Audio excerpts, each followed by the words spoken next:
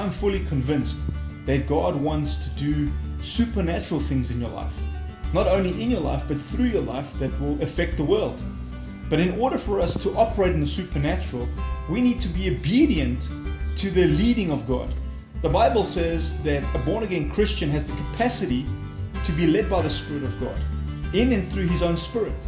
Now, I want to encourage you today to be obedient to what God has released in your spirit. Now, the Bible teaches us that the Israelites received the word from the Lord telling them to possess the land, to take the land. But the Bible says they were deceived and they did not obey. And so they perished and their bones were scattered in the wilderness. Now, I want to tell you today, this is happening to many Christians because they're not being obedient to the light which they have received. You need to do what God has told you to do. And in that obedience, that's when the supernatural is ignited in your life. Now look what James tells us in 1 James and verse 22. He says this, "But be doers of the word, and not only hearers, deceiving yourselves." Now I want to exhort you today. You need to be a doer of the word.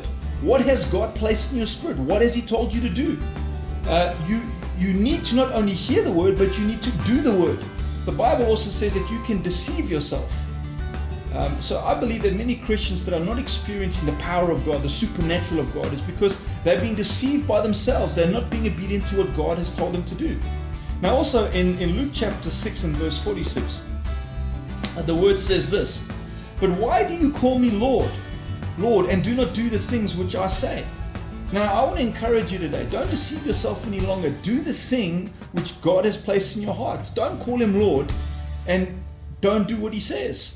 I want to encourage you today, the supernatural will flow in your life, but don't deceive yourself. Be a doer of the word. Apply what God has placed in your spirit, and then you will see the supernatural power of God operating in your life. I bless you today as you find yourself obedient and faithful to what God has placed in your spirit.